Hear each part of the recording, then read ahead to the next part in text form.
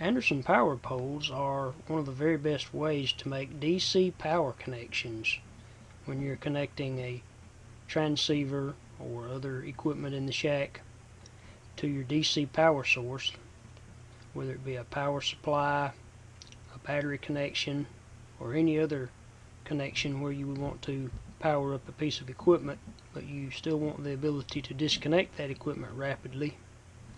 DC connections of all types can be made with Anderson power poles.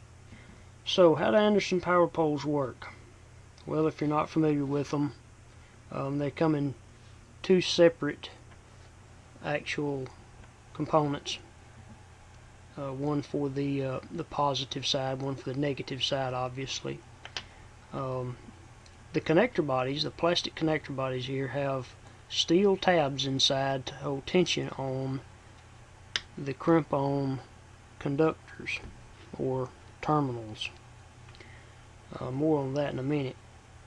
But as you can see, there's a track here and another track here. In other words, a groove and a tongue, and they actually snap together or slide together, in this case like that. And they can be assembled in many different ways, many different configurations depending on your specific needs. And they can be assembled in such a manner as this. They can be assembled in an opposing manner, many different configurations. But there are a standard connection that can be made, standardized connections. And you can see on this particular cable, it's one cable with two ends, they snap together, positive to positive and negative to negative. But if you try to connect it into reverse polarity, it won't work. The way the Anderson power pole plastic connector body is made, if it's properly assembled, it prevents any issues when you are trying to reconnect a connection. Maybe you weren't paying attention and you inadvertently tried to connect it backwards. It prevents you from damaging your equipment with reverse polarity connections. As you can see, that's a very valuable design feature. But the key to that is learning to assemble your power poles to a standardized system.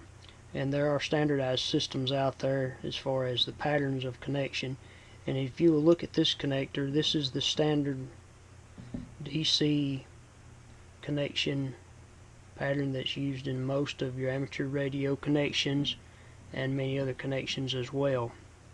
If you'll notice, on the face of the plastic connectors, there's a little A for Anderson, I'm assuming. If you can see that and read it properly, look down inside the connector body. Don't know how well you can see that here, but there's a little steel tab. It's a spring tab that holds down pressure against the terminal once it's snapped into place to keep it from sliding out of the little connector body. But if you're going to assemble the Anderson power poles in the correct standard configuration, you'd want to lay out your connectors, your plastic connector bodies, so that they're oriented so that you can read the A's with the red on the right and the black on the left.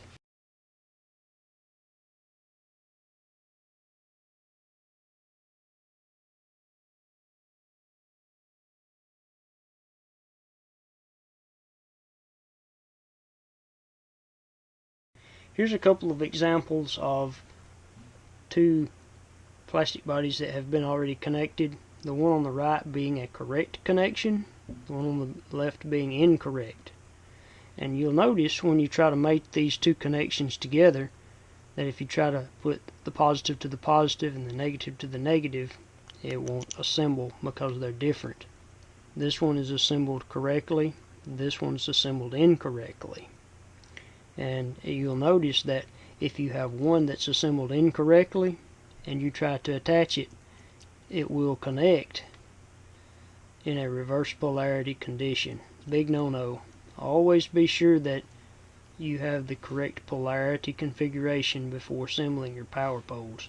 This one is correct. What I like to do is to be able to lay them out and lay them down to the side, and here's why.